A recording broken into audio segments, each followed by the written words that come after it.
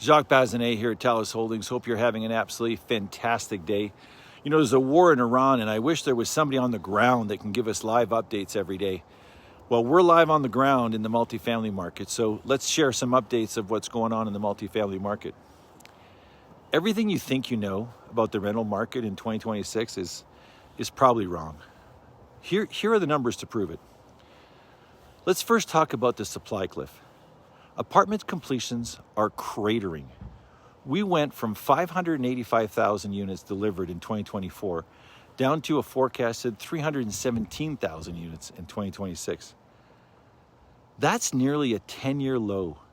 Less supply hitting the market means landlords, they gradually get their pricing power back, especially in cities like Austin and Nashville and Denver that got absolutely flooded in the last 2 years. Here's the next point. Renter affordability. Here's the stat that no one wants to talk about. Wages have been growing faster than rents for 36 straight months. Median rent to income ratios for new apartment leases actually is improving, specifically in cities like Phoenix. It dropped from 25.7% in early 2024 to nearly 23.4%. Affordability is quietly getting better. The headlines just haven't caught up yet. Now let's talk about something that has been quite topical over the last couple of months. Institutional investors and how they're being used as scapegoats. Remember when politicians were blaming Wall Street for buying up all the homes? Here's the reality.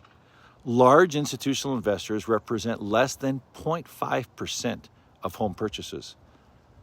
A number of single-family rentals has actually shrank in 2026 to 2023. The villain narrative makes great sense from a politics perspective, but terrible policy. Number 4, demand is quietly surging. Renter households grew by nearly 1 million in just 1 year. Projections show that demand running at 620,000 units annually through 2029. 50% above the long historical average. Why? Young adults can't afford to buy a home. A record share of 25 to 34-year-olds are still living with parents.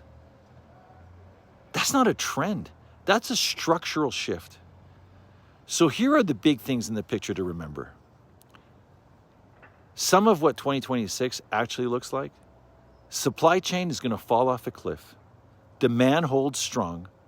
Concessions that spiked in 2025 start burning off. Rents start recovering, especially in submarkets that got hit the hardest. The investors who positioned high-end submarkets now are likely going to look like smart people in the next 18 months. The multifamily market is not broken.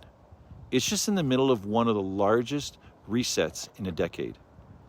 So appreciate you guys. Welcome your comments and look forward to participating with you guys on this journey.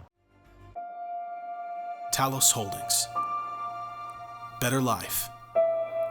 Better living.